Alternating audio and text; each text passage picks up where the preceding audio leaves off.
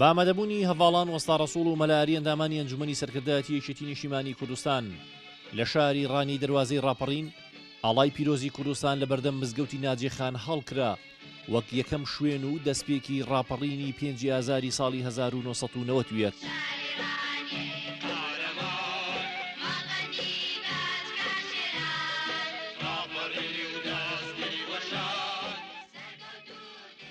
دوای ئەمەش هەڤاڵانی بەشدار لە ڕێوڕەسمی یادی ڕاپەڕین سەردانی مۆنومێنتی شارەکەیان کردو.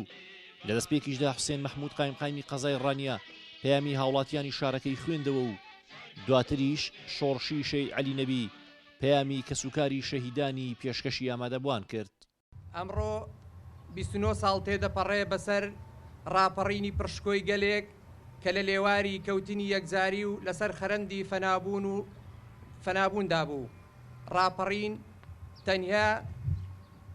بە تەنها سەرهەڵدان و هەڵسانی میلەتێک نەبوو دژی سیاسەتی سڕینەوە و توانەوەی ڕەچەڵێکی کورد، بەڵکو و گەڕانەوەی ئیرادە و دووبارە زاخاودانەوەی شوناسی و کوردبوون و پاراستنی کەلتور و کەلەپوری دەوڵەمەندی بوو. ڕاپەڕینە پرشکۆکەی بەهاری 91 سەری ڕێز و نەوازش بۆ تەواوی شەهیدانی ڕێگای ڕزگاری کورد و کوردستان دادەوێنم. بە تایبەتیش شەهیدانی ڕاپەڕینی ساڵی 91. دیارە ڕاپەڕین کە لەم شارە خۆشەویستەدا چەخماخەی لێدا و ئاگری ئەو ڕاپەڕینە تەواوی کوردستانی گرتەوە.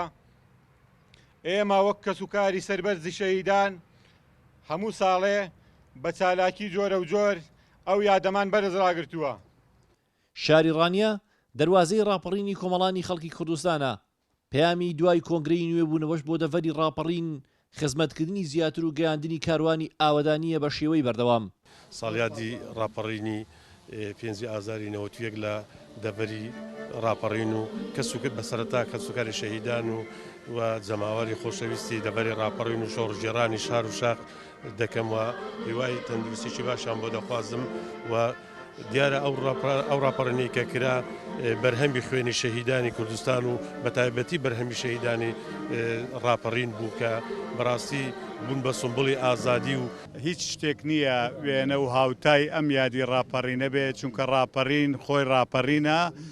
پەیامی ئەمە لێرە ئەوەیە بۆ پاراستنی گیانی کۆمەڵانی خەڵکی کوردستان کە نەمانتوانی یادەکە بە گەورەی ئەنجام بدەین. ئەوەی هاتووە خۆتان باستان کرد خۆڕسکە و پەیامی ئێمە تەواوکردنی کارەکانی ڕاپەڕینە بۆ دوا ڕزگارکردنی دوابستی خاچی کوردستان. من لێرەوە داوا لە جەنابی کاقوبات دەکەم کە لێرەوە ئێمە مەراسیمی کاندیدکردنی قوباتمان کردو و هەڵمان بژاردووە بێ تەسەر خەت بۆ جێبەجێکردنی ئەو مەشاریعانەی کەماوە بە تایبەتی دووسایدەکەی ناوڕانیە و کۆمەڵە شوێنی تر. پێشکەشکردنی تازەگوڵینەی کەسوکاری سەربەرزی شەهیدانی ڕاپەڕین و دواتریش تازەگوڵینەی مەڵبەندی ڕاپەڕین و ئیدارەی سنوورەکە بەشێکی تری چالاکی ڕێوڕەسمی ئەم ساڵی یادی ڕاپەڕین بوون.